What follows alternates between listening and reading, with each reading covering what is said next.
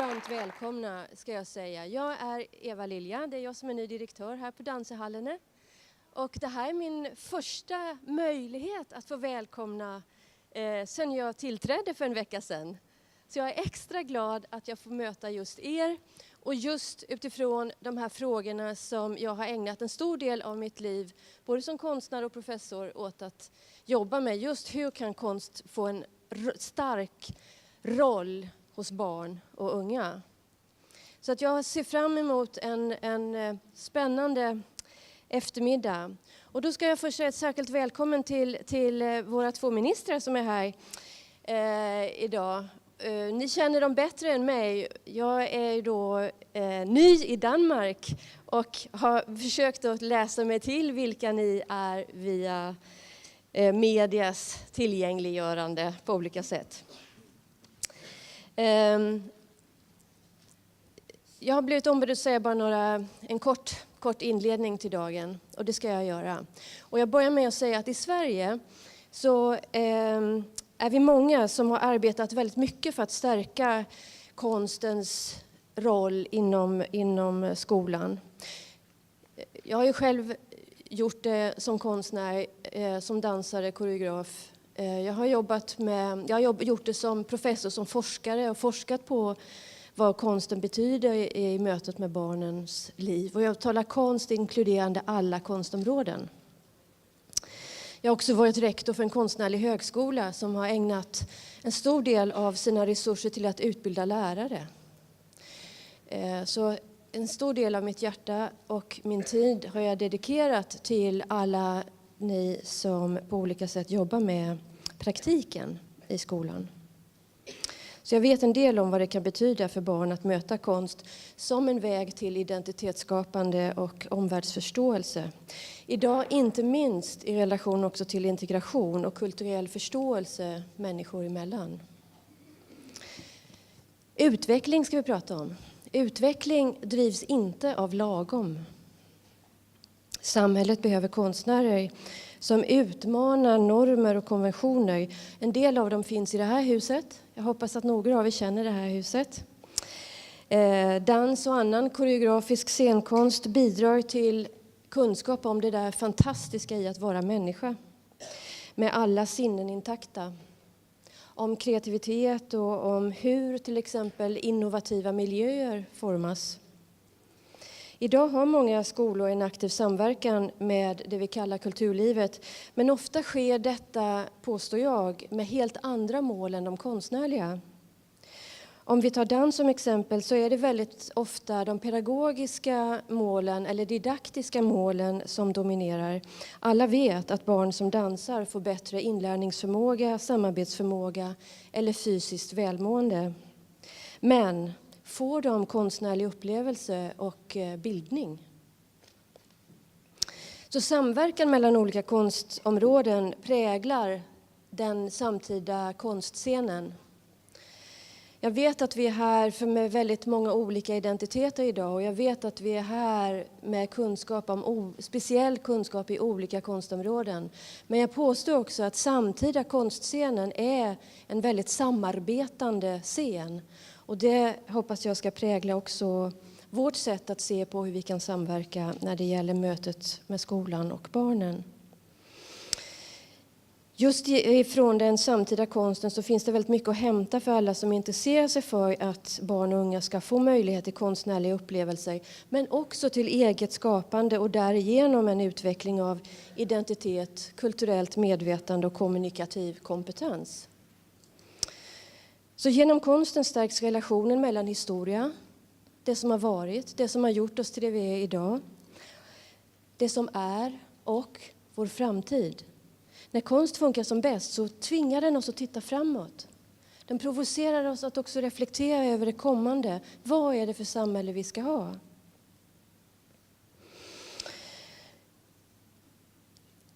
Många gånger så förväntar vi oss estetiska upplevelser och ett bekräftande av samhällets värdenormer.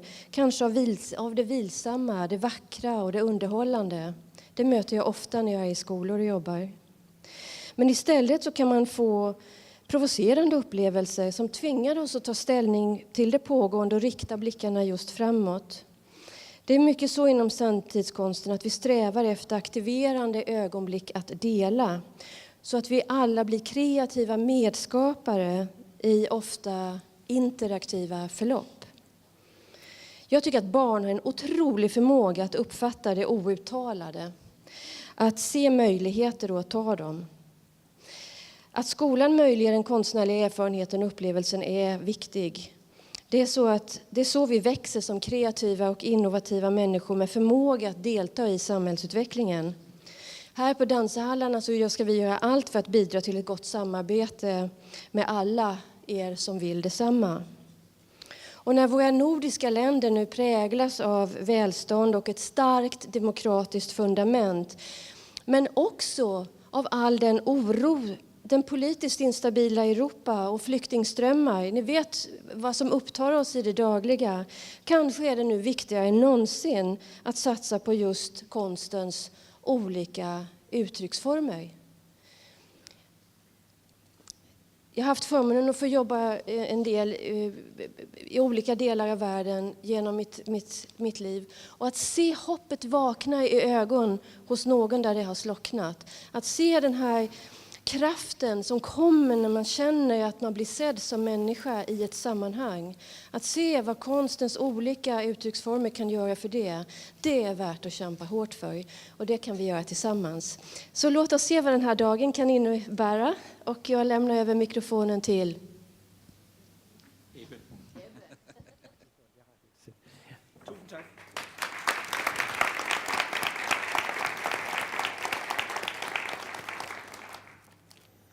Ja, velkommen til jer alle sammen, og ikke mindst velkommen til Ellen Trane Nørby, Bertel Haarder, minister for undervisning og minister for kultur, som vi er virkelig glade for har kunne afse tid til at være sammen med os her i dag.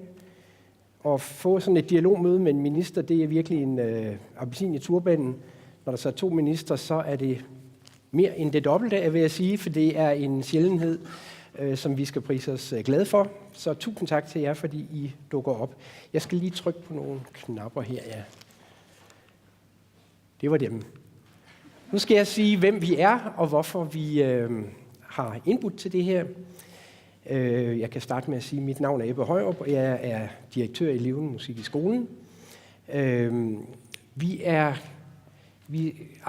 arbejder meget sammen med andre, der er i tilsvarende formidlerpositioner, som vi er, og i det her tilfælde er det jo så Kulturprinsen, Dansehallerne, Station Next og Teatercentrum, som diskuterer det krydsfelt, der er mellem skole og kultur. Vi har et samarbejde blandt andet i noget, der hedder Fokus, hvor skoletjenesten er med, og det kan man høre lidt om. Vi har en lille orientering om det bagefter for dem, der har lyst til det, men det er først, når dialogmødet er slut. Vi er alle sammen nogen, der har nogle landsdækkende tilbud omkring formidling, og som skal kunne den kunst og være avanceret tosproget, kan man sige, fordi vi skal både kunne tale kunstens sprog og skolens sprog, og det er ikke altid, der bliver talt med samme sprog, skulle jeg helst at sige. Det er meget forskellige verdener på mange måder, men vi er begyndt at aflure koden så småt. Vi har stillet os selv nogle spørgsmål eller lavet nogle observationer, som er baggrund for, at vi tænkte, at det her det kunne være rigtig interessant at snakke med ministerne om også. Og dem har vi lige prøvet at sammenfatte der. For det første så har vi en fornemmelse af, at det vi kommer med, det skolen efterspørger med åben skole,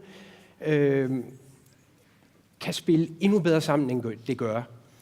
Vi har mere potentiale, end vi faktisk udnytter, og det vil være super at ved fælles kraft ligesom kunne få endnu mere damp på det. Noget af det, der skal til for at gøre det, er jo, at kulturlivet skal være meget bedre til at forstå, hvad det er for en verden, man spiller ind i. Man kan godt måske have en tendens til at komme ud i skolen og synes, man kommer med fantastisk gode gaver, og hvorfor værdsætter de dem så ikke, sådan som vi synes, de skal, osv. Men man skal forstå, hvad det er for en modtagersituation, der er. Det er et eller andet sted klar kundelogik, men der har vi noget at lære i kulturlivet. Det prøver vi så blandt andet ved at samarbejde med hinanden i de her forskellige organisationer og lære hinanden. Skolen kan bestemt også blive bedre til det her, for det er også noget med, hvordan bruger man det guld, som ligger for næsen af en. Altså den inspirationskraft og alt det, der kan være i at møde kunst og kultur og arbejde med det, kan jo gøre det meget sjovere for lærerne at arbejde med de mål, de alligevel skal nå, men bare på en meget mere medrivende og spændende måde. Vi synes faktisk, det er så vigtigt i hele vores børns opvækst og læring og sådan noget, at vi drister os til at sige, at det har samfundsmæssig betydning, at det her fungerer godt. Og der synes vi jo, det betyder rigtig meget, at de to ministerier, som lapper lidt ind over her, også kan samarbejde. Og det har vi heldigvis set eksempler på før, og det tror jeg, at det her arrangement blandt andet er tegn på, at mon ikke det stadigvæk kan lykkes. Men det får vi høre om lidt. Det håber vi i hvert fald. Og så synes vi, man godt kunne løfte hele den her tankegang op på et lidt højere niveau, uden at det måske egentlig nødvendigvis kostede så meget, eller var så besværligt. Men gør det sådan lidt mere national strategiagtigt. Vi har måske i Danmark lidt en tendens til, at vi kan godt lide det her lidt projekt-tyranni-agtige noget med, at vi har ting, der popper op, og så er de væk og nogle andre ting, og så har vi glemt dem år efter og sådan noget. Der må godt være lidt større linjer, det kunne vi i hvert fald godt tænke os, man kunne tegne op. Så til noget helt andet. Jeg kunne ikke lade være at lige tage det her billede med, som jeg tog op i en gårdbutik i Vejby, fordi den er sådan en meget god illustration af en måde, som vi ikke tænker skole på længere selvfølgelig. Man tager nogle skolebænke, der sætter man nogle børn, røv til bænk, og så har man sådan en fodertragt op over. Jeg ved ikke, hvorfor de lige har fået stillet den der. Så åbner man, og så er de fyldt op af lærdom, og så hjem. Sådan er læring selvfølgelig ikke. Men jeg synes bare, det var et sjovt billede. Jeg kunne slet ikke stå for det, da jeg købte mine jordbær deroppe i sommer. Jeg har en anden model, som vi tror lidt mere på. Det er egentlig oprindeligt lavet omkring musiklivet, hvad der gør en helhed. Altså, der er forskellige elementer i en helhed, men det behøver ikke bare være musik. Det kan være alt muligt kunst. Det kan i virkeligheden også være læring. Der skal noget oplevelse og inspiration til. Der er en enorm inspirationskraft i at møde talenter, der viser, hvad de kan, og det kan give en fantastisk inspiration, som skolen kan have glæde af. Man skal også kunne arbejde med tingene selv. Man skal selv have fingrene nede i tingene, for at gøre det til sine egne, eksperimentere med dem osv. Og så skal der selvfølgelig noget læring omkring det til. Hvad er det for noget? Hvad er historisk sammenhæng? Hvad er det for en dannelse og en samfundssyn? Og hvad ved jeg, det hele skriver sig ind i? Og hvis man synes, det ligner lidt den læringscyklus, som Kolb bruger, så kunne man egentlig, hvis man deler læring op i begrebsdannelse og refleksion, så har man faktisk den, man tit bruger som læringscirklen. Men det er ligesom på den baggrund, vi tænker, kunsten og kulturen har en plads her. Læringen, vi skal finde ud af at tale de to sprog sammen endnu bedre. Og det vil vi nu gøre med en sang. Tak for mig. Ja, tak til Ebbe. Det er jo en kort tid, vi har sammen her, det er der jo ikke noget at gøre ved, men altså, vi har jo kaldt det her for et dialogmøde, og det betyder jo selvfølgelig, at vi skal i et dialog med hinanden. For ligesom at få taget hul på det, så har vi støvet Jeppe Aakjær lidt af, og han er altid god at hive frem. Og vi har bedt Niels Græsholm om at finde plads op ved flyet her. Jeg skal sige, at det her fly, det er altså ikke 100% stemt. Det er en lille smule falsk. Jeg ved ikke, om det er udtryk for økonomien her i dansehallerne, eller det er, fordi man ikke kan danse falsk, og det så alligevel ikke betyder noget. Men i hvert fald har Niels og jeg besluttet, at vi synes, vi vil have den her underbygning med, når vi synger. Men vi kan jo bare love hinanden, at vi under alle omstændigheder overdøver klaveret, og så bliver det jo ikke noget problem overhovedet. Vel?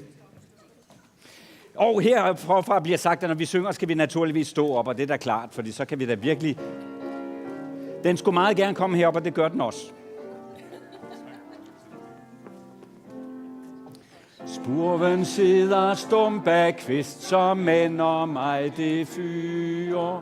Kålgårdspilen piber trist for Norden blæstens byer.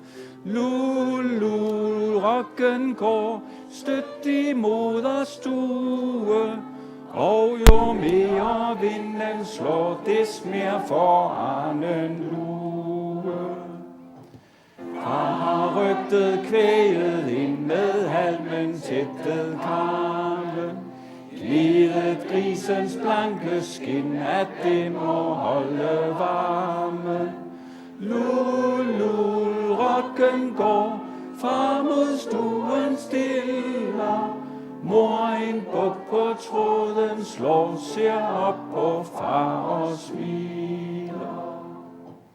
Mor kan næppe se sit spind og næppe tråden mage.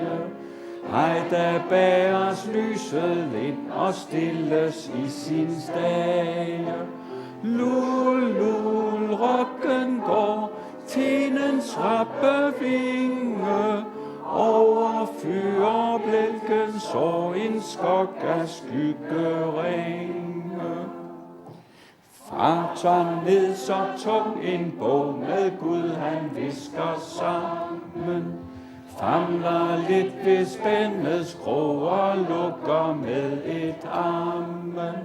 Lul, lul, rokken går, ensomheden synger.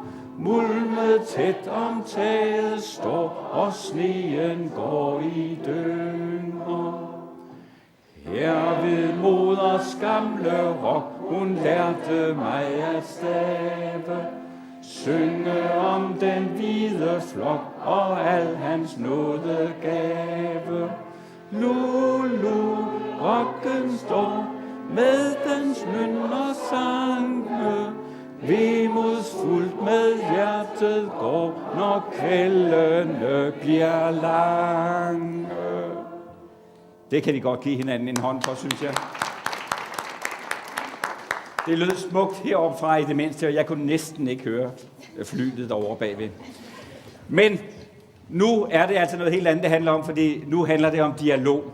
Men til at klæde os rigtig godt på til den her dialog, så har vi bedt vores 2 ministre om at indlede ballet med hver et indlæg. Men allerførst vil jeg gerne invitere jer op i den røde sofa.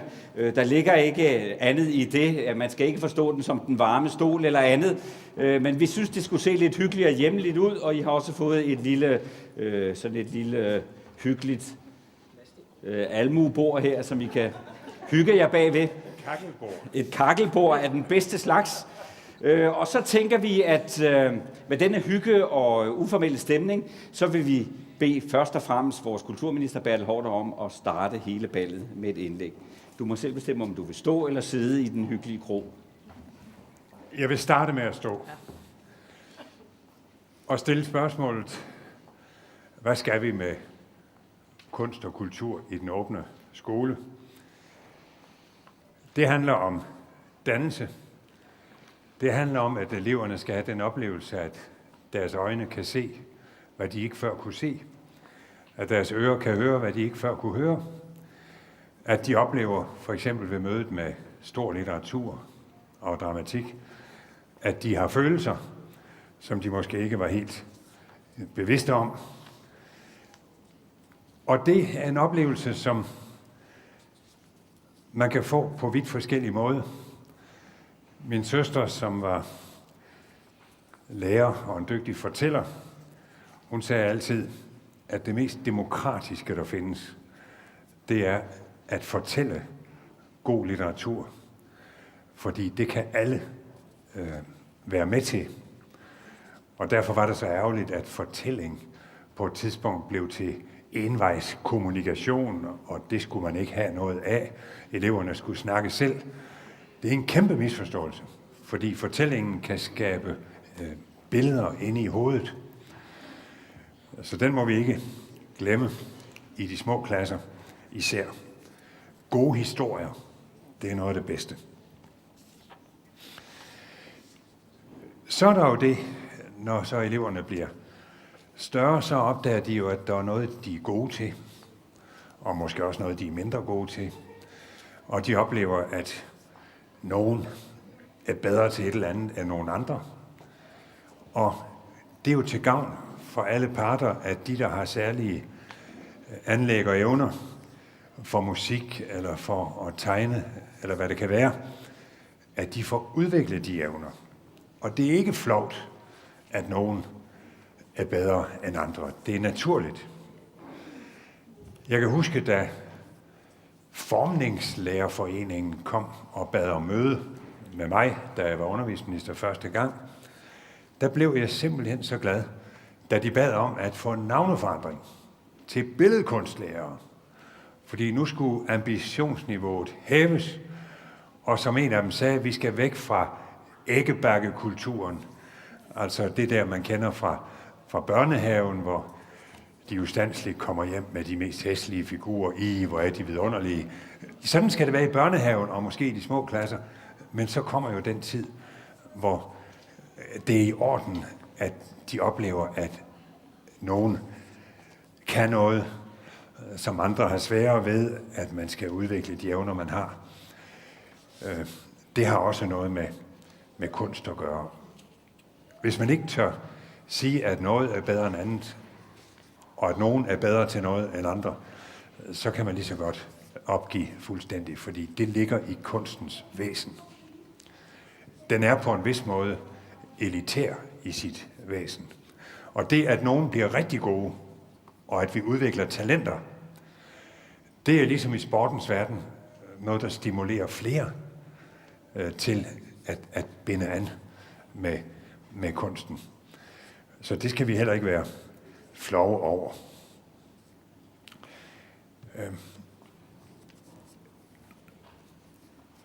Min forgænger, er Brian Mikkelsen, og jeg, vi fik, og det var jo her for 6-7 år siden, et rigtig godt samarbejde om både musik og kunst, og det, der skulle foregå i skolen og i kulturlivet. Vi fik sat gang, takket være Michael Bojesen, i syngelystkampagnerne og sangens år og så videre, og det kører jo et videre. Og vi mødtes regelmæssigt, og det gør Ellen og jeg også, fordi det er vigtigt at vise over for vores ministerier og over for omverdenen, at Kulturministeriet og Undervisningsministeriet samarbejder. For på en vis måde, i visse henseender, så er Undervisningsministeriet det vigtigste kulturministerium. Og derfor vil det være meningsløst, hvis ikke en kulturminister vil samarbejde med undervisningssektoren. Det var jo mig, der så startede dette kulturprojekt, som bestod i, at man skulle have en liste over værker, eller rettere sagt over forfatterskaber, hvor alle skulle møde et eller andet fra det forfatterskab. H.C. Andersen, Karen Blixen og så videre. Den såkaldte litteraturkanon. Og den er jo blevet stående. Der har været en udskiftning. Rifbjerg er røget ud, og Henrik Ibsen er røget ind, og Martin A. Hansen er røget ud, og Tove Ditlevsen er røget ind, og det er jeg sådan set ligeglad med. Det vigtigste, det er diskussionen, og det er jo herligt, når der så er nogen, der protesterer mod det. Yes, så har de jo dermed accepteret præmissen, nemlig, at det er vigtigt at få det rigtige til at stå i den litteraturkanon. Og så fik vi en historiekanon, som skabte en diskussion en hel sommer. Og den diskussion var det hele værd. Og jeg håber, at når jeg nu barsler med en proces, hvorved vi kan få en Danmarkskanon, som jo er en rigtig kulturkanon. For den kulturkanon, vi fik, det var en kunstkanon. Jeg vil altså gøre forsøget med at give os en rigtig kulturkanon. Processen er meget vigtig, fordi det er næsten det vigtigste ved det. Det skal gå rigtigt til. Men et biprodukt bliver så, at vi derved får kandidater til at komme på UNESCO's verdensarvsliste. Og sådan noget skal vi jo også tænke på, så vi selv bliver klar over, hvad der har særlig værdi. Så er der nogen, der mener, at fordi vi er blevet flerkulturelle, så skal vi nedtone lidt dette med dansk kultur og så videre. Det er noget rigtig nonsens. Hvis vi skal noget, så skal vi nærmere optone det. Og I kan finde en hvilken som helst muslim, som blander sig i den offentlige debat. Vedkommende vil give mig ret i, at den danske skole skal ikke gøre sig utydelig kulturelt, bare fordi der er nogen, der kommer fra andre kulturer. Tværtimod, så er det, at der kommer nogen fra andre kulturer, et ekstra argument for, at skolen bliver mere kulturelt tydelig. Nu er jeg jo også kirkeminister, og der er så mange, der synes, at det er jo forfærdeligt, at kirken har en særlig stilling også i skolen og julegudstjenester. Hvad er det for noget, når der er muslimer i klassen? Jeg skulle hilse at sige fra muslimerne, i hvert fald 80%, for man har undersøgt det, de har intet imod hverken julegudstjenester, salmesang eller kristendomsundervisning. Jeg spurgte hende, der sidder i forkontoret i Kirkeministeriet. Hun er nemlig muslim. Jeg spurgte hende, hvad hun mente om det. Jamen, de deltog der i julegudstjeneste hele familien, sagde hun. Det var der ingen problem med. Spørg Rushi Rashid, studieverden i 24/7, som har skrevet bøger om det. Spørg Paula Larraín, som er indvandrer fra Chile. Det var hende, der først gjorde mig opmærksom på, hvor tåbeligt det er, at danskerne er kulturelt utydelige. Vil I ikke godt være noget mere tydelige, så vi kan lære, hvad I er for nogen? Så hele den debat, der nu vil genopstå i voldsom grad, når der kommer familiesammenføringer og masser af børn fra fremmede kulturer i vores skoler, det er kun et argument for yderligere kulturel tydelighed. Og det er os danskere, som har været dårlige til at være tydelige. Og vi har heller ikke rigtig fået forklaret, at i Danmark, der er der altså ligeret for kvinder. I Danmark er der ytringsfrihed, og vi har heller ikke fået forklaret, hvorfor det er sådan. Men det bliver nu ekstra vigtigt, for som Jens Christian Grøndahl siger, forfatteren, som har skrevet hele 3 kronikker nu på 14 dage i Politikken, vi skal være mere tydelige, også med hensyn til, hvad der er uforeneligt med at leve i Danmark. Vi skal også være mere tydelige med hensyn til, hvad der er uforeneligt, som jo også mange rigtig gode skolefolk jo virkelig har været bevidste om. Lise på Rådmandsgades skole, Lise Egholm, hende med bogen Fordi du skal. En rigtig god integrationsbog. Det er de kærlige krav, som vi skal stille. Nu har skolen så heldigvis fået nye muligheder for at åbne sig mod den omgivende verden. Og så er det bare vigtigt at slå fast, at det betyder ikke, at den skal sætte sig på en større del af det, eleverne foretager sig. Den åbne skole skal være en kanal til idrætten og til kulturen, og må ikke spærre for det. Det er lettere sagt end gjort, og nogle steder er skoledagen vist blevet så lang, så det er problematisk. Men det er ikke lovgivningens skyld, og det kan man jo så bare lave om. Det obligatoriske, det kan vi let leve med, specielt hvis man husker, at skolen skal altså bruge den længere skoledag til at være kanal til idrætten og til kulturaktiviteterne. Kunstrådet bad i 2007 professor Anne Bamford om at undersøge børns møde med kunst i Danmark. Og det førte til rapporten The Ildsjæl in the Classroom. Og jeg ved ikke, hvor meget der kom ud af den, men det var en brandgod rapport, og alle tankerne og ambitionerne var helt rigtige. Og nu har hun lige været i København igen til en stor nordisk konference på skuespilscenen. Og jeg vil virkelig ønske, at det, som Anne Bamford der fik sat på dagsordenen for 8-9 år siden, at det nu bliver realiseret. Så lad os bruge de nye muligheder til at åbne flere børns og unges øjne for, at de kan mere, end de troede. At de kan opfatte mere, end de troede. At deres ører, deres øjne kan mere, end de troede. At de har følelser, som de ikke troede, de havde, og som de opdager ved mødet med drama og med stor litteratur osv. Lad os bruge de muligheder til at få kunst og kultur ind i den åbne skole. Tak. Tusind tak til kulturminister Bertel Haarder. Vi har jo en kulturminister, som jeg er overbevist om, kender hver eneste knirkende bræt nede i Undervisningsministeriet. Så skal vi ikke se, om den nuværende undervisningsminister, Ellen Trane Nørby, har fundet noget af Bertels ånd dernede, eller måske endda skabt sin egen. Værsgo, ordet er i hvert fald dit.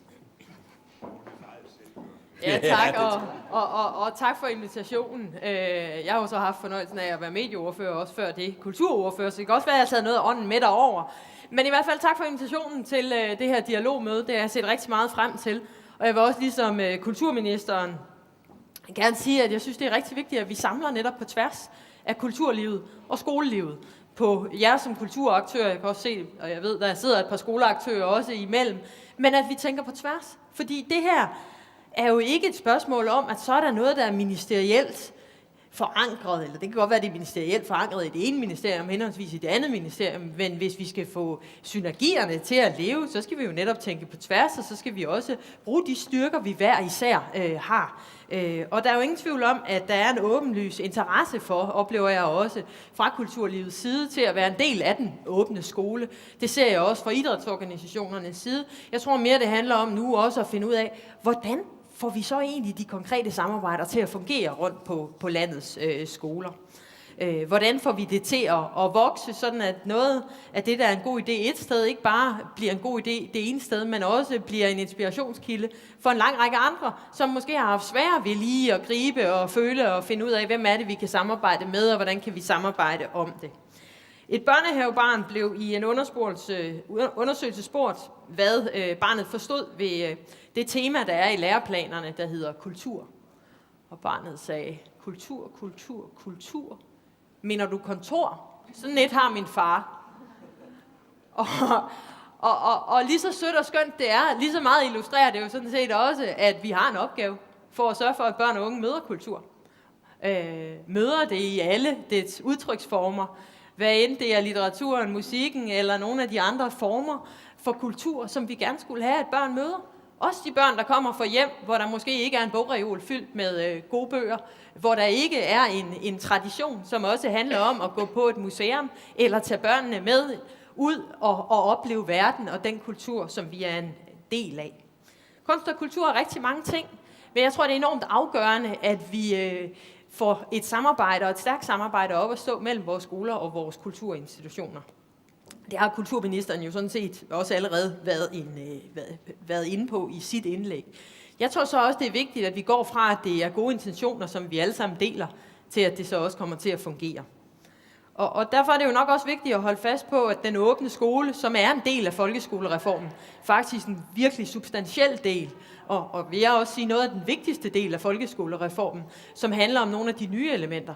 Vi har styrket fagligheden, vi har givet eleverne flere timer i dansk og matematik, i naturfagene, fået tidligere sprog, men et af de nye og vigtige elementer er jo bevægelsen, altså idrætslivet, kulturlivet, der ligesom handler om bevægelse, fordi bevægelsen, de 45 minutter om dagen, det er jo ikke bare at spille fodbold, det er jo også at danse, det er jo også at lave teater, det er jo at bevæge sig, det er at finde ud af kroppen og udtryksformer, kulturelle udtryksformer også, få pulsen op, møde hinanden på en anden måde, måske også på en måde, hvor man bliver lidt akavet, og man egentlig ser, at det ikke hele det handler om kun at være fagligt stærk på én parameter, men på en lang række facetter.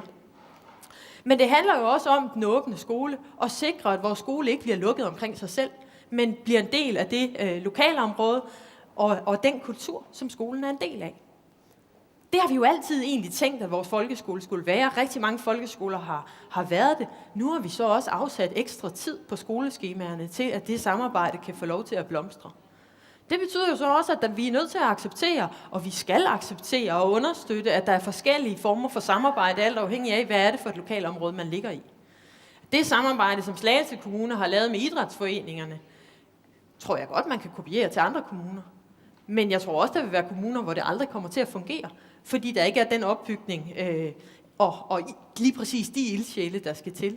Eller det samarbejde, som jeg havde fornøjelsen af at møde i Varde Kommune, hvor man har lavet kalder det kulturrygsækken, lavet et samarbejde med en række af kulturinstitutionerne, men også med Naturskolen og en række andre aktører i Varde Kommune. Og ligesom sagt, jamen her har vi lavet et formaliseret samarbejde som kommune, som vi stiller til rådighed for vores skoler, hvor kulturlivet spiller en rolle, så man ikke skal opfinde den dybe tallerken hver gang.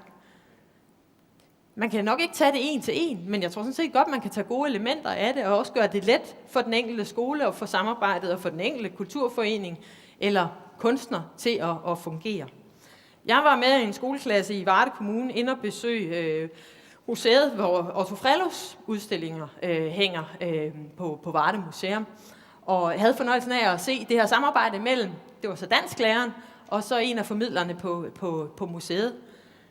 Hvor der lige pludselig var børn, som man aldrig, altså som læreren også sagde, havde det der udgangspunkt, at det der med billeder og kunst, det var noget kedeligt noget. Og så stod de lige pludselig derovre for den der fabulerende, fantasifulde verden, som Otto Frellus værker er. Og lige pludselig kom der en samtale i gang, der ellers aldrig nogensinde ville have været der. Og det der møde, og som også er med til at åbne noget, og åbne en dialog og en samtale om noget andet, det tror jeg ikke, man kan få, hvis man bare har undervisningen i et klasselokale, eller man netop ikke får det der spændingsfelt mellem det kulturelle og det, vi laver i skolerne. Det skal de andre fag jo selvfølgelig også. Det er jo ikke kun på kulturdelen, at man skal jo bruge den åbne skole, men man skal bruge den også på kulturdelen, fordi det at have samarbejdet også med en lokal kunstner, jo kan være med til at sikre, at eleverne også finder ud af, at der er mange udtryksformer. Hvis vi tager for eksempel nogle af læringsmålene, og jeg tror også, det er vigtigt, at når man skal have det her samarbejde til at fungere bedre, at man så også forholder sig til, at med læringsmålene i folkeskolen, jamen, så er der nogle ting, som eleverne skal nå på visse skoletrin, og som måske betyder, at hvis man også vil og lade sig selv tænke ind i den sammenhæng, at det måske så kan være lettere at lave nogle af de fælles undervisningsforløb, der er. Hvis vi for eksempel tager færdighedsmålene i dansk i 4. klasse, så står der, at eleven kan dramatisere litteratur og andre æstetiske tekster gennem oplæsning og tegning. Altså, hvis det er en kompetence, man skal have, når man har gået i 4. klasse, så er det da oplagt, at man også har tilegnet den sig sammen med et samarbejde med enten musikere eller det lokale teater eller på andre måder sikret, at der er en sammenhæng. Vidensmålet, som er knyttet op på det her læringsmål, lyder: eleven har viden om mundtlige, kropslige og billedlige udtryksformer. Og jeg tror ikke på, at man bare får sådan noget ved at få undervisningen i et klasselokale via en bog. Jeg tror, at man først forstår det og lærer det og kan det, når man selv har været ude og opleve det og erfare det og gøre sig nogle erfaringer i forhold til sig selv også. I er jo alle sammen som kunst- og kulturaktører meget bevidste om, at de fag, der er i folkeskolen, som ligesom knytter sig op, billedkunst, design og håndværk, en række af de andre, jamen der er det naturligt at være med. Men jeg håber jo også, det er lige så naturligt at være med i en historietime og være med i et historieforløb. Altså, at man kan se Vinterbergs kollektivet og have en dialog om, hvad var 70'erne for en tid? Hvad var det for nogle værdier? Hvad var det for nogle opbrud, man så? At man så samtidig kan tage ud til Ulrik på Station Next, hvis man bor her i området, eller have et samarbejde med Station Next, hvis man er en kommune et andet sted i landet, og finde ud af, at film, det kan man også selv få lov til at lave, og faktisk er det ikke mere kompliceret end med ens mobiltelefon og med klippeprogrammer, så kan man relativt hurtigt sætte det sammen. Man kan måske også sammen med musiktimerne prøve at arbejde med, hvilken musik skal der bruges under det. Og oven i det kan man så i sin dansteam diskutere og snakke om digital dannelse. Når vi så lægger den her ud på YouTube, hvad er det så, vi skal være opmærksom på? Hvordan breder det sig? Hvad er det for nogle billeder, vi bestemt ikke skal lægge på nettet? At vi kobler den viden, vi får, og det samarbejde, til egentlig at få en stærk viden, hvor man spiller op tværfagligt, og hvor man styrker de enkelte fagfag. Der er store lokale forskelle, men grundlæggende så skal vi bruge den åbne skole til at udfordre ikke bare vores samarbejde, men også udfordre eleverne der, hvor de er. Kunsten kan udfordre, den kan være med til at sætte nogle samtaler og nogle debatter i gang, der ellers ikke ville komme i gang. Den kan også være med til at definere og gøre os klogere på os selv. Jeg tror, vi har oplevet, og jeg ved, at når det turnerende børneteater har været rundt, så har man oplevet, at man kan have en fæl, ækel karakter i et børneteaterstykke, som mobber og er ond og ækel på alle måder, som lige pludselig kan gøre, at den der svære samtale i klassen bliver meget lettere, fordi så handler det ikke om hende eller ham, der mobbede i klassen, så handler det om den ækle figur i børneteateret. Og jeg tror ikke fordi vi skal gøre kunsten til et redskab altid, men jeg tror ikke, vi skal underkende, at de udtryksformer kan også være med til at skabe en dialog og en meget vigtig læringsproces på en række andre punkter. Det projekt, som Dansehallerne, Teatercentrum og Levende Musik i skolen, Kulturcrew, eller hvad det nu hedder på nydansk, I står bag, er jo også et meget godt eksempel på, hvordan man har fokus på helt konkret at få kultur ind i skolen, og hvordan eleverne også kan være medarrangører. Ligesom når vi taler innovation, så handler det ikke bare om at lære om det. Det handler også om selv at arrangere forældrefesten, lave, iscenesætte det arrangement, der skal være, opkræve pengene ved døren og sørge for, at budgetterne stemmer osv. Man på den måde egentlig både får en demokratisk indføring og bliver entreprenant, og man lærer at arrangere noget og tage ansvar for noget selv. Og også er med til at understøtte, at børn lærer på forskellige måder, og netop det at have den åbne skole kan gøre, at vi også kan understøtte de børn, der måske har svært ved at have en mindre anvendelsesorienteret læring, at de egentlig kan se, her er jeg den, der har ansvaret. Jeg er cirkusdirektøren, der byder velkommen til alle forældrene, når man har lavet et langt forløb omkring cirkus, eller hvad det kunne være. Vi vil jo gerne fra de to ministeriers side understøtte det samarbejde, der helt konkret skal finde sted ude på skolerne. Derfor afsatte vi her i efteråret en pulje på 3 millioner kroner til at egentlig nogle gange måske give det der lille tilskud, der skal til, fra at noget går fra at være en god idé til, at det også kommer til at blive virkelig gjort. Fordi vi ved godt, at der kan være opstartsomkostninger. Vi fik 65 ansøgninger, der summerede sig op til et beløb på over 25 millioner kroner. Det er jo ikke meget, når man har afsat 3 millioner kroner. Så vi kiggede hinanden dybt i øjnene af de to ministerier, og så doblede vi op på puljen, så der blev uddelt 6 millioner kroner. Og det gjorde vi, fordi vi synes, det er ekstremt vigtigt at investere i, at vi får den åbne skole og kulturskolesamarbejderne til at fungere. Og vi håber, at de kommuner og de kulturforeninger, som nu deltager, også vil være med til at folde det ud, men så også er forpligtet til at deltage i den åbne skoledag, der er en del af forpligtelsen, sådan at vi sørger for, at de gode idéer bliver mangfoldiggjort og kan være inspiration for langt flere.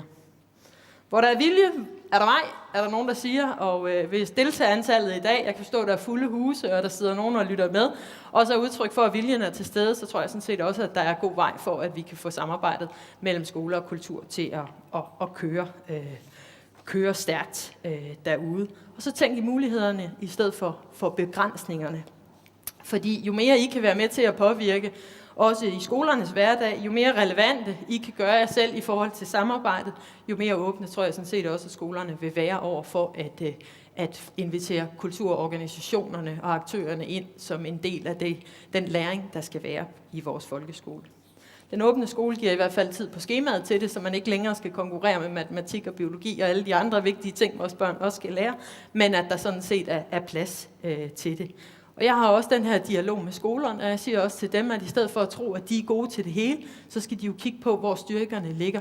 Vi har knaldhamrende dygtige lærere og pædagoger ude i skolen, men deres kompetencer ligger også på et felt, og den åbne skole skulle gerne gøre, at vi oven i deres kompetencer tilføjede en masse kompetencer, der lå uden for skolen, så vi gjorde vores skole langt stærkere end den ressource, som vi udnytter i dag.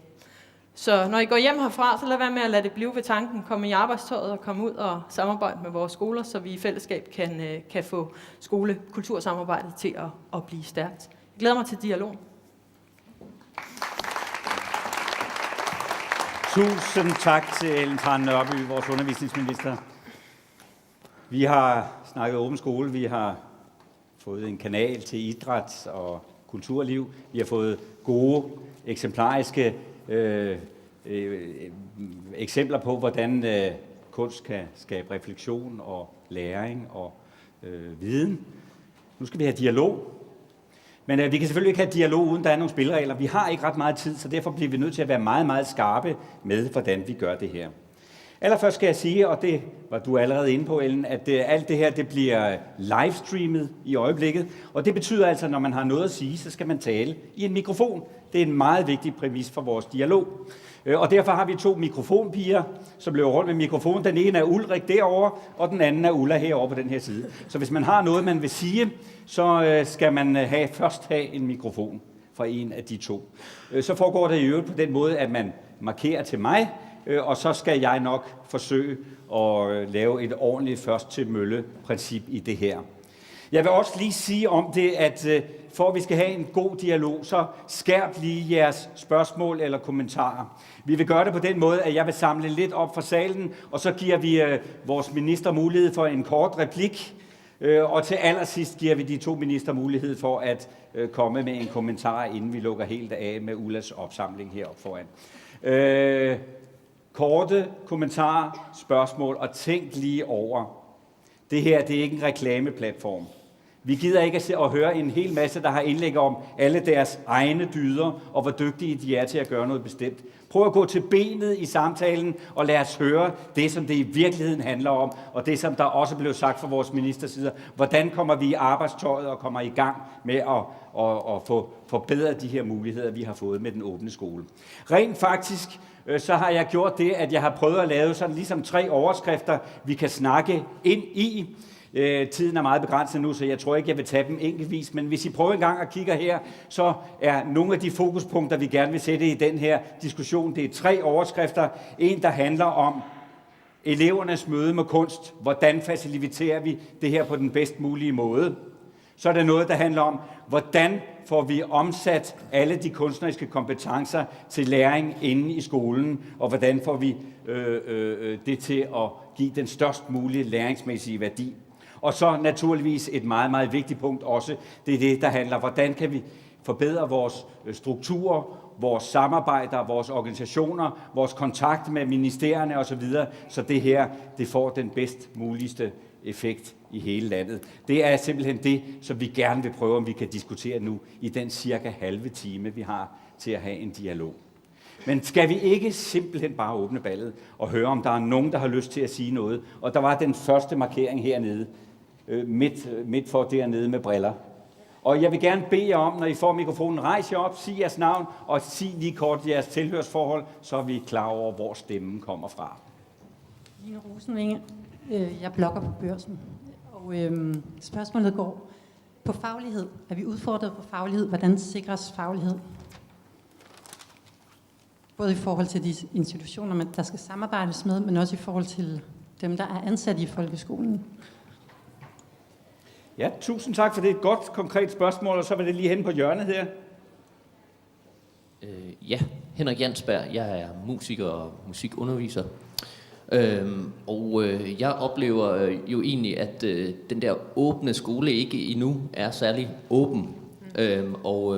Især når man kommer som underviser for eksempel fra en musikskole. Og en del af den her nye reform, det er jo faktisk, at der skal være et forpligtende samarbejde med den lokale musikskole i alle kommuner.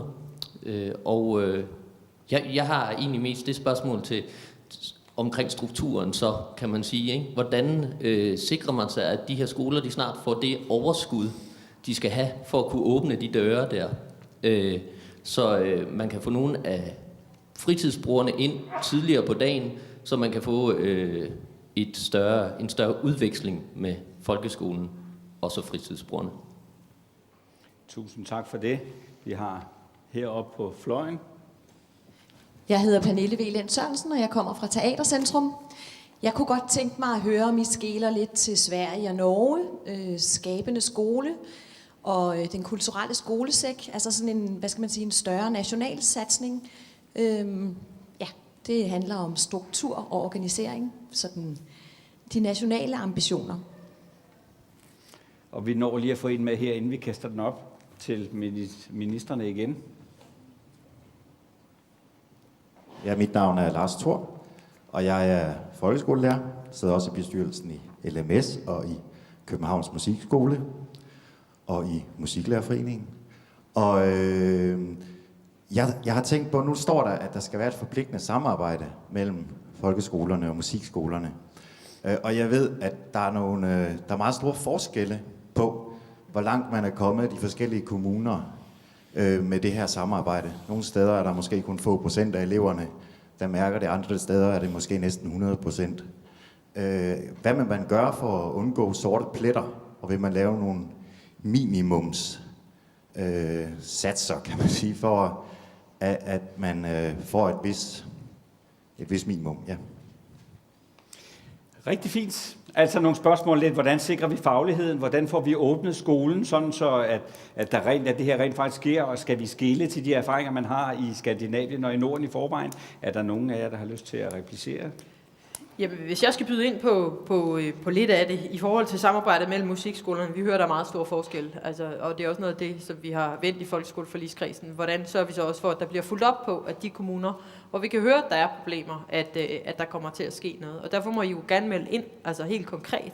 Jeg tror ikke, at det hjælper noget at sige til alle kommuner, I gør det heller ikke godt nok omkring samarbejde med musikskolerne, hvis vi ved, at det måske er 5-10 steder, hvor der er problemer. Så vil jeg langt hellere have, at der er nogen, der er og tør også være ærlige omkring, hvor er det, man oplever de konkrete problemer, så man kan have en tæt kontakt med de kommuner, så man måske også kan inspirere de kommuner i forhold til nogle af de steder, hvor vi kan se, at samarbejdet fungerer godt, og hvor det jo faktisk betyder, at børn i dag møder mere musik, end de gjorde før folkeskolereformen, fordi man også har ture at ansætte lærere, som både underviser på folkeskolerne, i musikskolen, og ture invitere indenfor. Og nogle steder har jo også sagt, at musikskoleundervisning her hos os kan også ligge om formiddagen.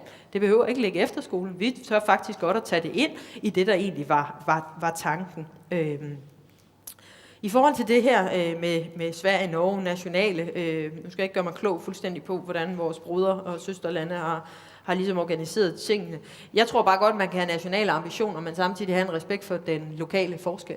Og jeg tror ikke, de her ting kommer til at fungere ved, at man tror, man kan tromle ned for oven. Jeg tror, det er vigtigt, at det spiger op lokalt, og er bygget på, at det, der er en styrke i et lokalområde, er ikke nødvendigvis en styrke i et andet lokalområde. Tager jeg Sønderborg, hvor jeg selv bor, altså Gråsten og det lille teater og hele den tradition, der ligger, det er jo helt naturligt, at det så er det, man siger, det satser vi mere på, end man kan gøre andre steder. Så kan der så samtidig være noget, man måske satser mindre på, og det tror jeg, der skal være plads til, fordi ellers bliver det bare sådan mere og mere og mere, og alle gisper efter vejret, i stedet for, at det netop er noget, der vokser ud af det lokale samfund.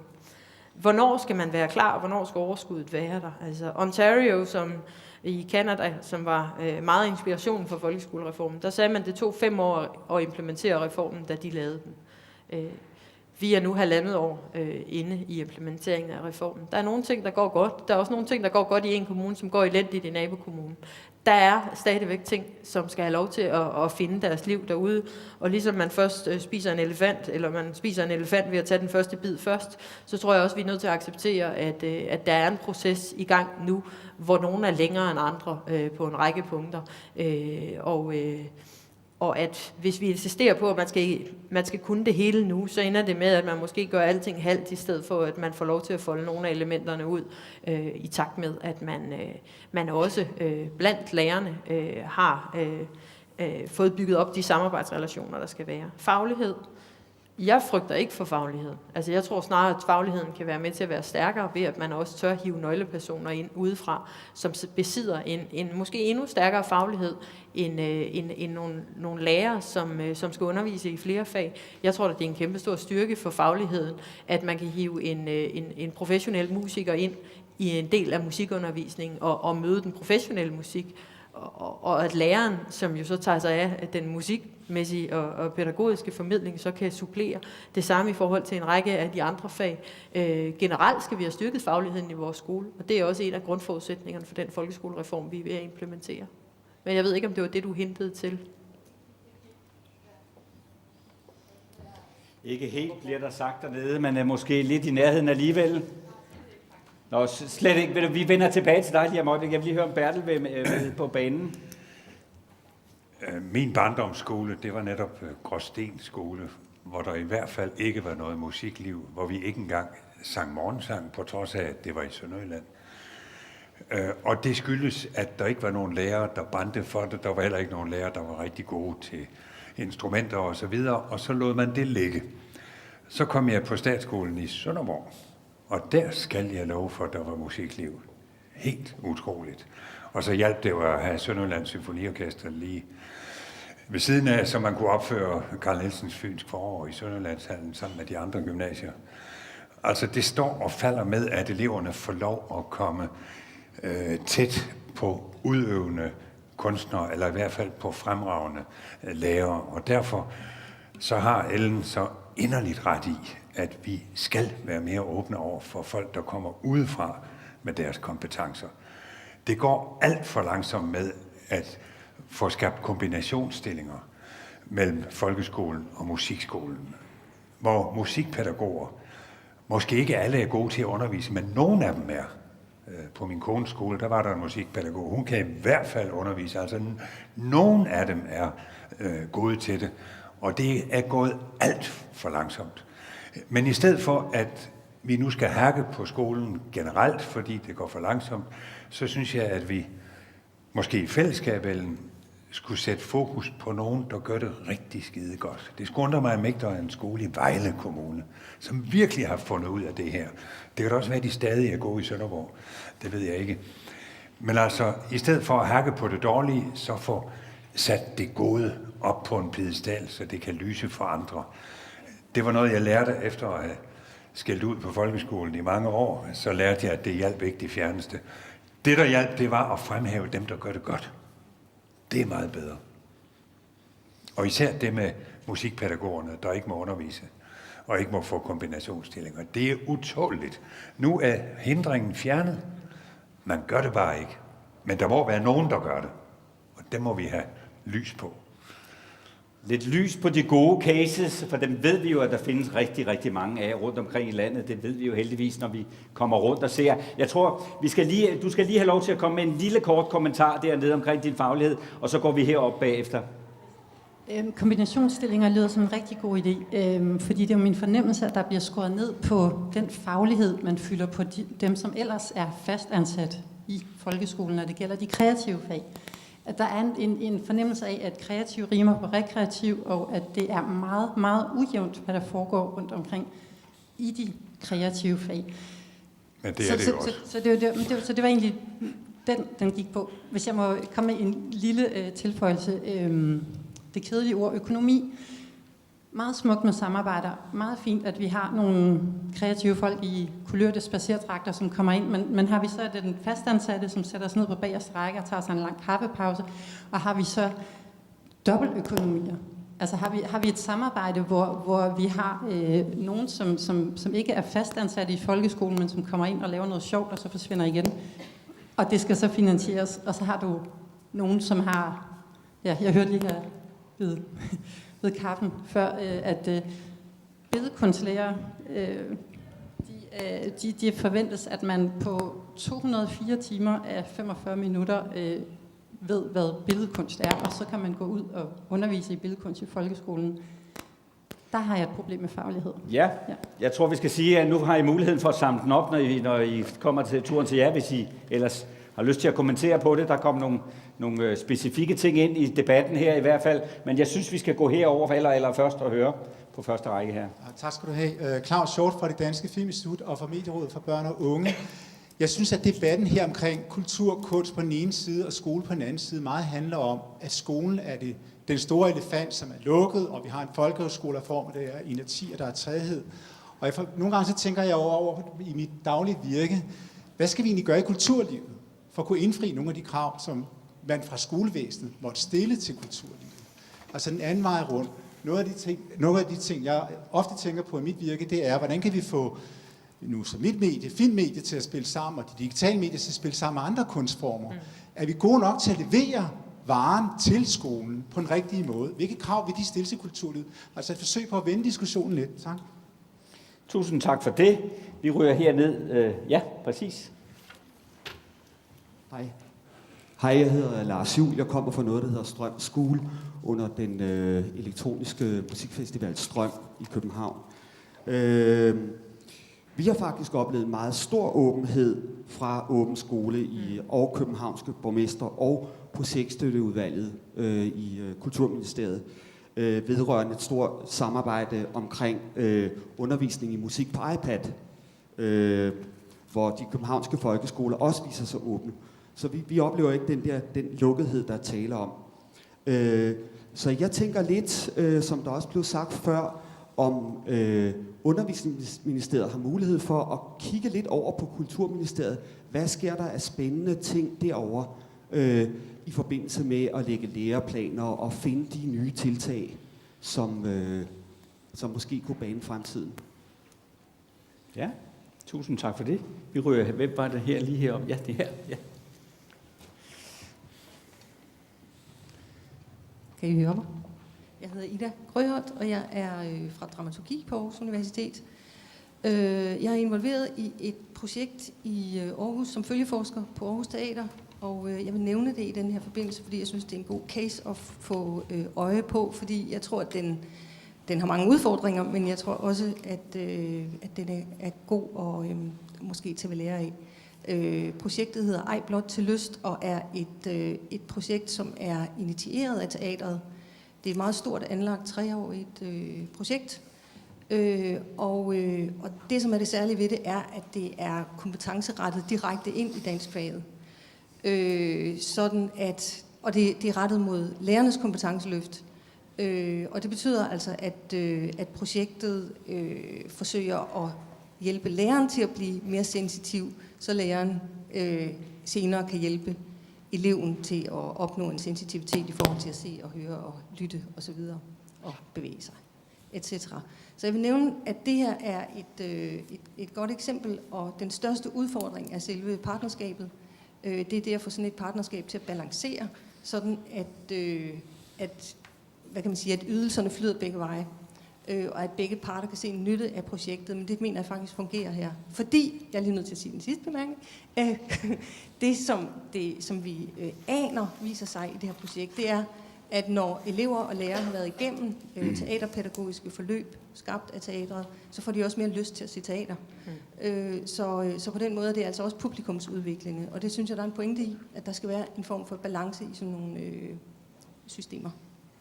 Fint, så fik Ida alligevel sådan en lille smule reklame ind for et ellers i øvrigt ganske fremragende projekt på Aarhus Teater. Jeg har lige her 4 stykker på listen, som jeg lige tager med, og så lader vi ordet gå tilbage herop til vores ministre. Og næste gang var det her på 3. række, hvor det var her. Ja. Ja, jeg hedder Kirsten Lundblad, og jeg er musikunderviser på pædagoguddannelsen. Og jeg kunne godt tænke mig at lægge mig i slipstrømmen for fagligheden, diskussionen om fagligheden.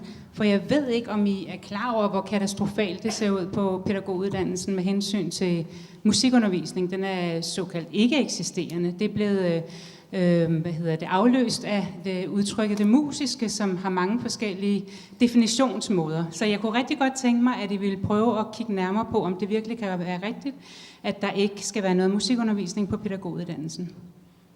Fint, vi kunne lige nå hernede på bagerste række. Hvem? Der, ja.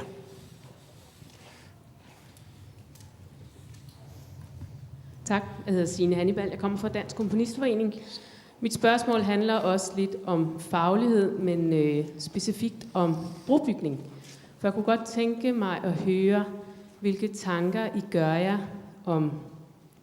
om brobygning, hvis det, at en kunstner samarbejder med en lærer, skal blive andet end et enkeltstående projekt, men noget, der sådan skal blive mere forankret i undervisningen, i og med, at 2 fagligheder, når de mødes, helst skal skabe noget fælles tredje, så er der, sådan som jeg ser det, brug for en brobygning. Hvad tænker I om det? Godt, og vi kan lige nå, inden vi går videre, så var det, jeg skal nok prøve, om jeg kan huske jer alle sammen, var det herovre? Ja, det var det. Ja, og det er Herdis Toft fra Syddansk Universitet, hvor vi har en masteruddannelse i børne- og ungdomskultur. Og jeg vil godt prøve at pege på en tredje vej ind i det her med kunst og kultur i den åbne skole. Nemlig, at hvis I lægger en national strategi, hvad er strategien så for, at det bliver et demokratisk projekt? Forstået sådan, at hele tiden så taler vi nu om et voksenperspektiv på det her felt. Men hvad med de børn og unge, som selv har en kultur at byde ind med? Og jo mere vi sådan nationalt strategisk rammesætter børnenes liv, jo mindre plads bliver det for eksempel til legen. Den bliver i et læringsperspektiv i stedet for i sit eget perspektiv. Så det jeg opfordrer til, det er at sige, hvordan gør I det her til et ægte demokratisk projekt, som også handler om medejerskab og medborgerskab for de børn, vi snakker om. Tusind tak. En sidste, det bliver Kirsten her på anden række, inden vi lader ordet gå op til ministrene igen.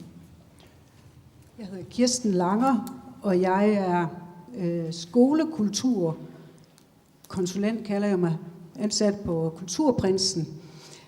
Jeg har en lang baggrund som skoleleder, og har været i skolen i mange år, og nu sådan ligesom går over på den anden bane. Og i den forbindelse har jeg haft mulighed på vegne af Fokus at være rundt på en del skoler her i efteråret, for at høre om, hvordan behovene var for at understøtte intentionerne om at åbne skolen, altså med den åbne skole og de muligheder, der er i det. Og der er nok inde på det sidste spørgsmål omkring struktur og samarbejde. Fordi altså for det første, så er der jo, altså der er kulturforskelle. Det er jo en anden retorik, man bruger omkring skolen. Vi taler så meget om faglighed, og vi taler meget om det, der kan måles og vejes. Og altså, hvad er det nødvendige? Altså, når jeg nu har været rundt og tale med skoler, så har jeg oplevet, at en del siger, at de vil rigtig gerne meget mere. Der står mange altså udenfor og banker på døren og beder om at komme ind af musikskoler og portaler med kulturpakker og jeg ved ikke hvad. Men hvad er det mest nødvendige? Og der vil jeg stille spørgsmålet omkring det med, hvordan man vil italesætte den her nødvendighed, som vi også selv taler om i dag. Altså, hvordan er det, at vi fortæller ud i skolerne nødvendigheden om, at man arbejder med den kulturelle dimension også? De skoler, jeg har besøgt, har helt klart tilkendegivet, at der er også brug for, at vi styrker PLC, som jo også er et af målene, altså i forbindelse med reformen. Hvordan gør man med det, så man får et samlet korps, der er med til for eksempel at sætte det her på dagsordenen også? Godt. Nu tror jeg efterhånden, der er rigtig meget at skulle samle op. Vi har været rundt i mange hjørner af den her debat. Jeg ved ikke, hvem af jer, der har lyst til at kaste jer ud i... Jo, jeg har der et par kommentarer. For det første til Nina Rosenvæggen, tror jeg, som beskrev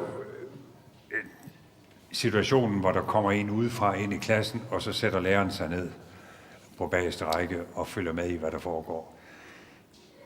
Det er jo en dyr model. Den er selvfølgelig god derved, at så er der 2 voksne, men problemet er, at så koster det også dobbelt, og så risikerer man, at det ikke bliver til så meget. Det er derfor, jeg synes, at man skal arbejde med begrebet kombinationsstillinger, altså at der er nogen, der simpelthen har en del af deres stilling på en skole. De kan ikke holde ud og have fuldt timetal i musik, fordi der er så få timer, så får de alt for mange klasser. Men de kan måske holde ud at have en tredjedel timetal, og så resten af tiden på musikskolen. Og det er det, jeg synes skulle brede sig.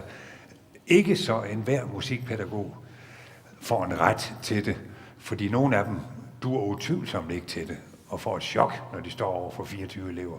Men der er andre, der faktisk godt kan, og derfor synes jeg, at man skulle lade det få lov at blive afprøvet, og så det også kan blive noget varigt. Og så er jeg lige så rystet som spørgeren over, at det står så dårligt til med musik i pædagoguddannelsen. Altså, hvordan kan det der gå til? Musisk, det betyder åbenbart alt andet end musik, for jeg har hørt det så mange gange. Og hvis der er nogen, der skulle have en god musikuddannelse, så er der da pædagoger. Hvad tænker vi os? Så, Ellen, det kan godt være, at jeg på en eller anden måde er ansvarlig for det, men vil du ikke godt rette det op? Og der var en konkret opfordring til en arbejdsopgave til Ellen Trane her. Jo, men altså samtidig ved man jo ikke, hvad man gør. Og da vi lavede pædagoguddannelsen, der havde vi bestemt ikke tænkt os, at der ikke skulle være musik. Jeg har da aldrig hørt så tosset. Måske er det noget med lærerkompetencer. Det er det ikke. Godt, så er jeg beroliget. Men nu kan Ellen så fortsætte, så kan det være, at jeg...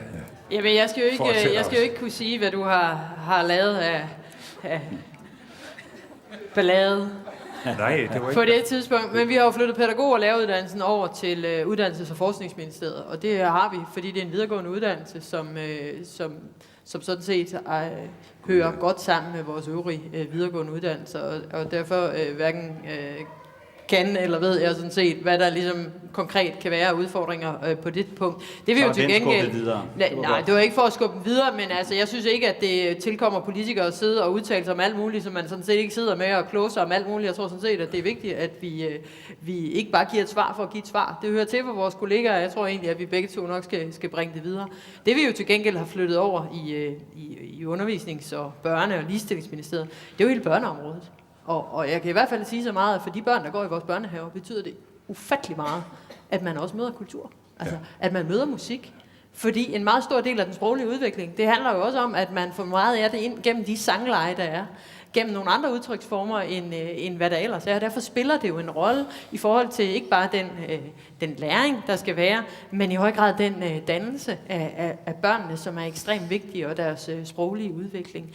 Og derfor er det noget, der også er vigtigt på det ministeriets område, som jeg sidder med. I forhold til de kreative fag, jeg tror godt, man kan hive dårlige eksempler frem generelt, så oplever jeg ikke, at vi har dårlige lærere generelt rundt i den danske folkeskole på de kreative fag. Jeg oplever faktisk, at vi har nogle enormt engagerede og dygtige undervisere, både på musikområdet og på billedkunst og på vores øvrige håndværkers- og design. Det er klart, at vi har en udfordring. Det er jo ikke kun de kreative fag, men vi har en udfordring, ikke mindst ude på nogle af de mindre skoler, om at have kompetencedækning. Altså at lærerne er uddannet i de fag, de underviser i. Derfor har vi afsat i fællesskab 1 milliard til efteruddannelse af lærere og skoleledere, som vi kommer til at bruge i de kommende år, for også at komme op på, at man har en uddannelse i det fag, som man underviser i. Når vi har sat en målsætning om at have fuld kompetencedækning, eller det, der sådan er realistisk muligt, fordi det er klart, at man ude på de helt små skoler, nu diskuterede vi småø-skolerne her til formiddag i Folketinget, og den mindste af dem, de har 3 elever, og så skal man nok ikke gøre sig begreb om, at læreren har undervisningskompetence i samtlige fag, men målet er jo fuld kompetencedækning, fordi hvis vi skal have fagligheden op, så skal man også have en faglighed, som underviser inden for det fag, som man skal formidle videre. Claus fra Filminstituttet sagde, er det kun skolen, der er lukket? Nej, det tror jeg sådan set ikke, det er. Der er rigtig mange skoler, der også siger til os, at vi vil gerne, men vi ved ikke, hvem det er, vi skal samarbejde med på den anden side.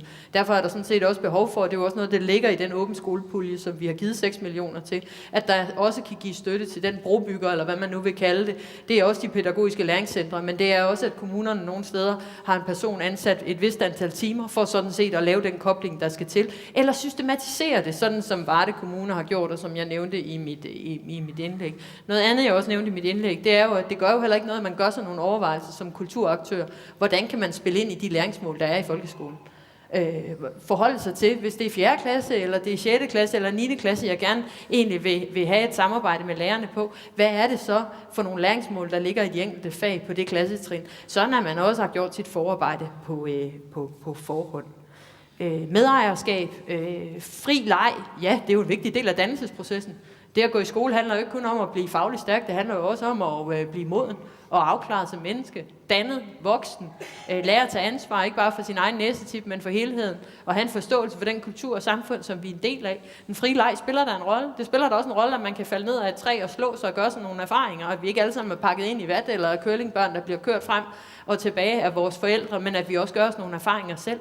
Og det er jo ikke noget, man kan lovgive sig ud af, men jeg tror, at det er et vigtigt del at have med i forhold til hele vores skole. Hvad er det for nogle værdier, vi har i vores skole? Og jeg deler ikke den opfattelse af, at der ikke er plads til det. Men der var der behov for at have en dialog, og det har danske skoleelever et projekt, som de har med elevrådene på alle skoler. Det er at sørge for, at eleverne også er medinddraget i de processer og de diskussioner, der er. At man er med til at tage et medejerskab i nogle af de forløb, der er, fordi det også er med til at gøre klogere og blive lærende, fordi man gør sig nogle egne erfaringer, og man ikke bare får en viden, der er nogle andre der formidler til en. Så håber jeg, der var lidt elektronisk festival. Ja, jeg tror egentlig, det var dækket af noget af det andet, men ellers må I jo spørge igen. En lille kort kommentar. Jeg vil bare lige... Jeg er helt enig i det, Ellen har sagt om børnenes egen verden og så videre. Det var også det her, det Toft talte om. Hvis bare vi er helt klare på, at opgaven, vi taler om her, den handler altså om at udvide og sprænge den verden, eleverne kender i forvejen. Og derfor kan det ikke være demokratisk. Der er vist ting, der er så vigtige, at de ikke kan være demokratiske, og det er blandt andet kærligheden, børneopdragelsen og mange andre ting. Så det er jo derfor, vi kalder det dannelse. Det er for, at det ikke er noget, børnene bare selv kan finde ud af. Det var sådan en lille fodnote, en kulturel fodnote. Godt. Nu skal I høre. Vi har tiden, der løber fra os. Det gør det jo altid sådan et sammenhæng som det her. Nu bliver der en lille mulighed for igen lige. Jeg har nogen på listen her. Der kommer ikke rigtig flere på, end jer, der står på min liste nu. Og så får vi det hele op til jer, og så er det jeres mulighed for at komme med en afsluttende kommentar, når vi lige har samlet lidt ind her. Sådan er det. Fordi jeg har lovet, at Ulla til allersidst får lov til at sige et par ord, hvor hun prøver at samle essensen af alt det, vi har snakket om her. Det bliver ikke nemt, men vi siger pøj til Ulla, når hun får sin tur.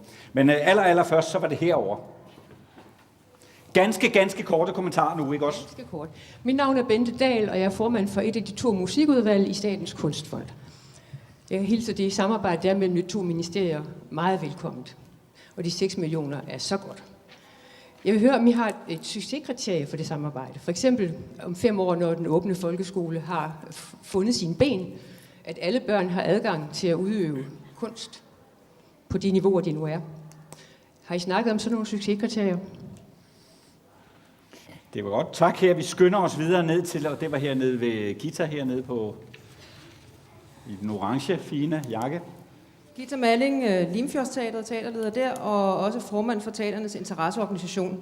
Jeg har også gået på Gråsten Skole, og der var heldigvis nogle gode lærere, der gav os lov til at lave teater, og der var også det lille teater. Det, der var problemet, var måske, og det man også kan høre her, at musikken er jo ret stærk.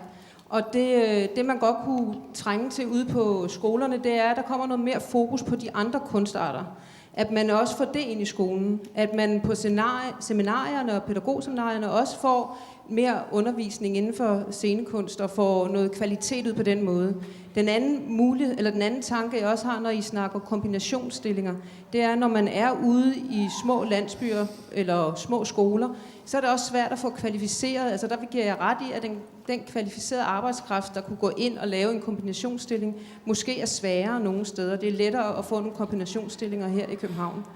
I foråret, der var der nogle gode seminarer mellem, som Kulturministeriet og Undervisningsministeriet lavede imellem kunstnerne og kulturinstitutioner som en dialog. Der lovede den forrige kulturminister og den forrige undervisningsminister, at man vil lave nogle lignende i efteråret. Det er så ikke sket, men der skete jo også en masse andet. Men om man ikke kunne tage det op, som de lovede netop, at skolerne og kulturinstitutionerne kom i dialog også, og man lavede en hel dag sammen. Det synes jeg kunne være rart. Og så ved jeg godt, at det ikke er jer, der er gymnasierne, men jeg synes, at man skal tænke videre ind i skolen, så måske skulle man tage en ekstra minister med næste gang. Fint, tak til Gita. Jeg har gymnasierne, jeg har også erhvervsakademier, eller noget af erhvervsuddannelsen, som jo også er de korte og de mellemlange, så de ligger her. Så de er med i tænkningen der. Men der er der ikke det er læreruddannelsen og pædagoguddannelsen, altså professionshøjskolerne, som ikke ligger her, men ligger i Uddannelses- og Forskningsministeriet. Super godt, så fik vi det på det rene. Og jo, vi tænker det selvfølgelig igennem hele vejen.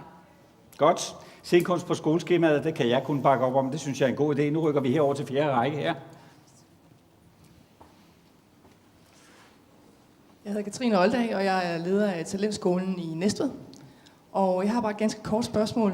Vi sidder jo ude i kommunerne rundt omkring og bakser med, hvordan vi måske kan arbejde med profilskoler. Det vil sige, at man i udskolingen prøver måske at specialisere eller målrette fag eller tonefag efter de forskellige kunstarter, således at man for eksempel kunne have en sportsskole, eller man kunne have en kunstnerisk eller en kulturskole. Og jeg møder jo ind i alle mulige, men det kan man ikke, og hvorfor det, og alle mulige forklaringer. Jeg tænker, hvorfor ikke bare gå til bossen selv, eller bosserne selv, og spørge, kan vi det, og hvordan kan vi det, og I må have nogle tanker om det. Tusind tak. Nu er der faktisk kun tid til en mere her. Jeg er ked af jer, som jeg kommer til at svigte, men den sidste, det var hernede ved stolpen hernede. Hej, Mikkel Otto fra Region Midtjylland. Lige for øjeblikket, der kører der et projekt over hele landet, som hedder scenekunst ind i den åbne skole, musik ind i den åbne skole, billedkunst ind i den åbne skole, og helt sikkert nogle andre også. Jeg tror, der er behov for en overordnet plan, strategi, et eller andet, for at der ikke er en hanekamp mellem at komme ind med sit fag Fordi børn er også forskellige. Nogle har behov for, eller nogen kan bedst stimuleres på en bestemt måde. Og der kunne det være godt med en strategi for, hvordan får vi ligesom sikret, at man får mulighed for at opleve det hele på en kvalificeret måde. Super fint. Jeg er ked af, at vi ikke kan nå flere spørgsmål herude fra salen, men nu vil jeg meget gerne give ordet til jer to til en mulighed til forhåbentlig at kunne få rundet så meget af kommentarerne af som muligt. Hvem har lyst til at kaste sig ud i det? Jeg vil tage udgangspunkt i det sidste. Børn er forskellige. Ja. I skolen, der er det opgaven at få alle med. Og det gælder i musiktimerne, og det gælder i billedkunsttimerne. Det, der er så vigtigt, når skolen så skal være kanalen til billedkunstskoler, til musikskoler osv., det er, at efter skoletiden, i disse musikskoler, billedkunstskoler osv., der gælder der andre regler. Der skal alle ikke med, fordi børnene er forskellige, og det er dem, der har særlig lyst til musik, der går over i musikskolen. Det er så vigtigt. Det er det samme med sporten. Altså, i gymnastiktimerne skal alle med, men så er det så vigtigt, at de også kan få lov at komme over i den anden sektor, hvor der gælder helt andre regler, hvor der bliver stillet krav, og man kan blive smidt ud osv. Det er så vigtigt at opleve den verden uden for skolen, netop fordi børnene er forskellige. Og jeg tror, jeg kan sige til dig fra Næstved, at mere er muligt, end du tror. Altså, jeg har besøgt Hjørring fodboldskole, hvor børnene, både drengene og pigerne, løber rundt i fodboldtøj hele dagen. Og det har efter sigende rigtig god virkning. Det var jo længe før man sagde, at nu skal de have en halv time hver dag. De havde meget mere, og de klarede sig rigtig godt bogligt. Så jeg tror, man kan mere, end man skulle tro. Så prøv bare, og hvis der så er noget, der er ulovligt, så skriver du bare til Ellen, og så får hun gjort det til et forsøg. Og er det så et godt forsøg, så kan det blive et standardforsøg. Der er rigtig mange ting, man kan gøre. Så skal vi ikke starte med at sige, at alt er muligt. Det er godt. Alt er muligt, Ellen. Hvad siger du til det? Ja, jeg tror faktisk, jeg sagde i mit indlæg, at nu skulle man lade være med at sætte begrænsninger op, men bare se at komme i gang med at arbejde. Helt konkret i forhold til profilskoler. Det er noget af det, vi skal arbejde med. Men det betyder jo så også lidt, apropos der blev spurgt nedefra. Nu, jeg fik ikke fat i dit navn, men jeg fik fat i, at du kom fra Region Midtjylland. Derfor skal man også acceptere, at alle skoler kommer ikke til at være ens. Altså, det, der er de frie skolers succes lige for tiden, det er, at man tør profilere sig. Det er, at man tør sige, her kan vi noget særligt. Og hvis vi ikke også lader vores folkeskoler udvikle sig i forskellige retninger, bygge på de styrker, de har, på de kompetencer, der ligger i deres lærere og deres pædagogansatte, bygge på det lokalsamfund, man er en del af, så tror jeg, man vil blive fravalgt, fordi man bare bliver det hele, og dermed ikke noget. Man skal kunne skabe en god basislæring for eleverne, men jeg tror også, man skal have lov til i langt højere grad at udvikle sig i forskellige retninger. Og dermed også sige, jamen, når man har mødet med forældrene, her er det særlig musik, vi satser på, eller her er det særlig idræt, eller her er det særlig teater, vi har som det, der er vores kreative element. Det betyder jo ikke, at man ikke skal stifte bekendtskab med det andet. Der skal jo være appetitvækkeren til det andet. Men man skal træffe nogle valg. I forhold til profilskoler i udskolingen. Jeg har givet lov til et forsøg i Slagelse Kommune, hvor man netop har søgt om at få profilskoler i udskoling, hvor de nu laver en kreativ udskoling, fordi de gerne vil dyrke deres kreative talenter som en del af nogle af udskolingslinjerne. Så jo, det kan man i høj grad. Appetitvækker, og det er jo også det handler om, også nogle af de projekter, der nu har fået penge for vores åbne skolepulje, det er jo at få skabt en systematik i forhold til samarbejdet, få det til at fungere, få skabt nogle appetitvækkere. Spejderne i Københavns Kommune, som har været inde på en række af skolerne, de har lige pludselig oplevet, at de har fået flere medlemmer. Fordi det gik op for nogle børn, at det der spejder, det var ikke bare noget med at gå i uniform og snitte i pinde og sidde omkring et bål. Det var livsduelighed. Det var at blive moden, lære at begå sig en lang række andre ting. Og lige præcis det der med så også at kunne se muligheden i egentlig at kunne rekruttere nogle medlemmer, hvad enten man er en idrætsforening eller man er en kulturforening. Møde børn, gøre dem nysgerrige og interesseret, er også en vigtig del af det. Jeg tror også, man skal acceptere, at det kan også godt være et succeskriterium. At man bare gerne vil være appetitvækkeren, og ikke vil være den, der er der hver torsdag i 2 timer. Så samarbejderne behøver jo ikke altid være, der blev spurgt ned fra bagerst i salen, samarbejderne behøver jo ikke altid være sådan nogen, man skal kunne tænke en lang længde på. Altså tingene kan jo have forskellige formål. Skal vi have en national strategi, så for at sikre, at alle børn møder det hele? Jeg tror, vi skal vide, at det der jo også er styrken, det er, at man bygger på det, man kan i det enkelte område. Altså, fordi hvis børn bare skal møde teater for at møde teater, og de ikke møder dem, der er dybt engageret i det, og har lyst til også at arbejde med de børn, der er på en folkeskole, men bare ser det som en opgave, de også skulle, så tror jeg ikke, vi får det der inspirerende møde, som den åbne skole og kultursamarbejdet gerne skal være. Og derfor skal det være noget, vi brænder for, og ikke noget, vi bare gør, fordi nu skal vi gøre det alle steder. Så tror jeg ikke, vi får den succes ud af det, som det skal være. Ja, der er ingen tvivl om, at vi her i dag i hvert fald har mødt masser af god vilje til at arbejde videre med det her. Det er jo fuldstændig som, når man kommer ind i et nyt spændende forhold, så er det jo sådan, at så løber tiden alt for hurtigt, og alt det, man gerne vil nå, det er for hurtigt overstået. Nogle gange alt for hurtigt. Sådan er det. Men desværre er der ikke mere tid nu, men vi har været utrolig glade for, at I kom. Her til allersidst vil jeg lige sige, at inden Ulla træder op og prøver at samle lidt op, så har vi jo faktisk indlagt en lille efterspil. Her, når vi er færdige, så holder vi en lille kort pause, og derefter er der mulighed for alle dem, der har lyst til at blive her et kvarters tid mere, til at høre en lille smule mere om, hvad det egentlig er, vi gør i vores fokussamarbejde.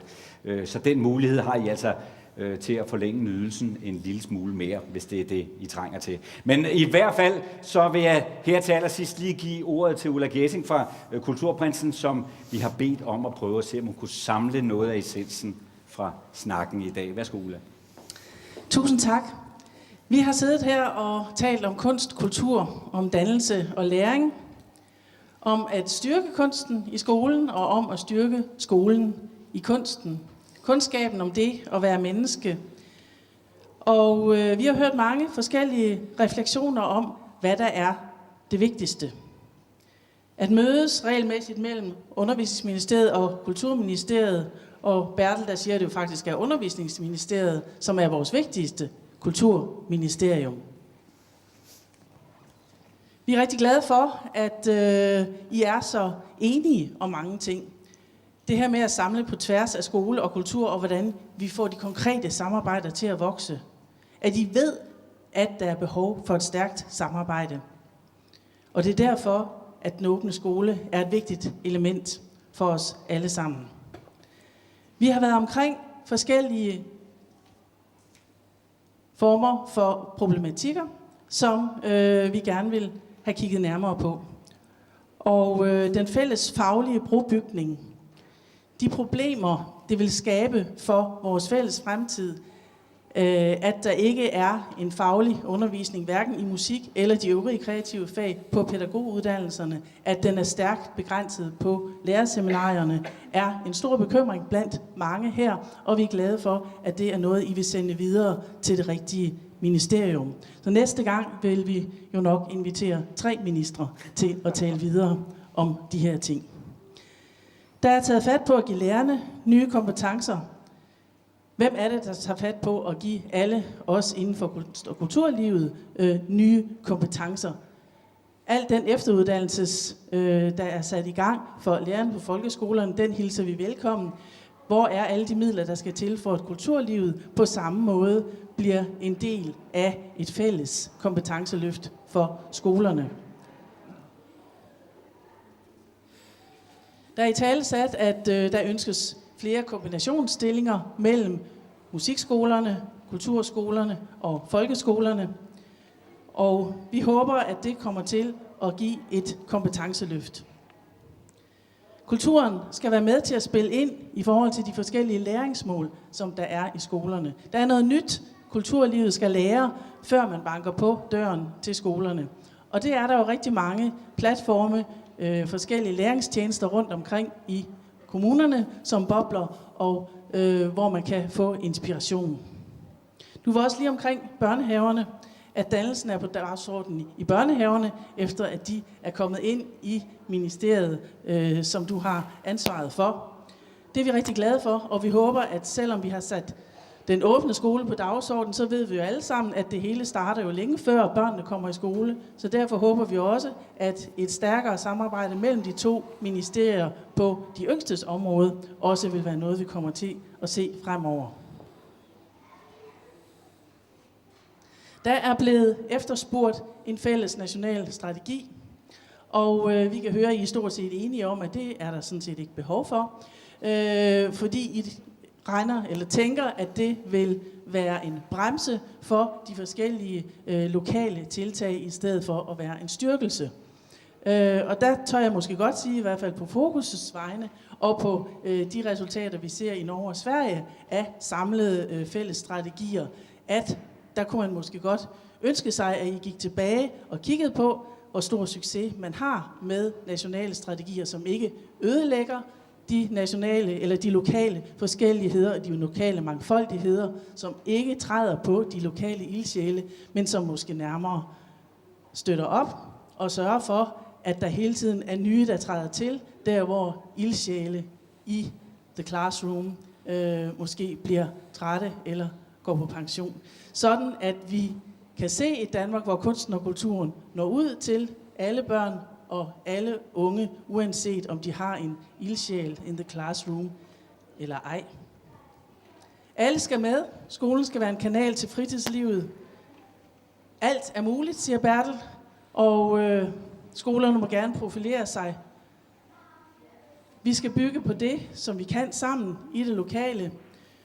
Vi skal sætte nogle succeskriterier i forhold til at nå nogle mål inden for en 4-5 år, er vi blevet overbevist om i dag. En overordnet strategi, vil det være med til at ændre kunstarternes kamp mod hinanden? Kunne det være med til at sætte en mere fælles dagsorden? Der har været en del tale om i dag, at musikken sætter en stor dagsorden, og at de lokale ildsjæle er med til at gøre et lokalt område mere eller mindre spændende. Jeg hører også, at man ønsker, at det ikke kun er ildsjælene i de lokale områder, der er med til at bestemme, om børnenes liv tager den ene eller den anden retning. Så derfor, for at kundskaben om det at være menneske, for at kunsten og kulturen, dannelse og læring fremadrettet også kommer til at gå hånd i hånd, så har vi haft det her dialogmøde i dag. Og vi har skabt et nyt netværk, som hedder Fokus, og det består for Forum for Kunst og Kultur i skolen. Og de af jer, som vil høre lidt mere om, hvad det er, Fokus har i sin dagsorden, I er velkommen til efter mødet her, som sagt, at blive og høre lidt mere om, hvad det er for et netværk, vi er i gang med at etablere. Vi siger tusind tak. Det har været en fantastisk eftermiddag. Der har været så utrolig meget liv i salen og gode spørgsmål. Og at I vil bruge jeres tid sammen med os, det er vi glade for. Og vi håber at kunne invitere jer igen sammen med den 3. minister inden alt for længe og høre, hvor langt vi er kommet med kunsten i skolen og skolen i kunsten.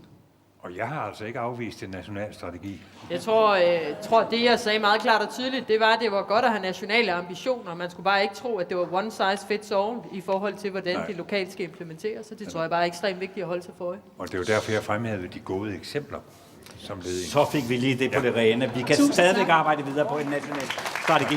Lad os give en stor hånd til vores ministre.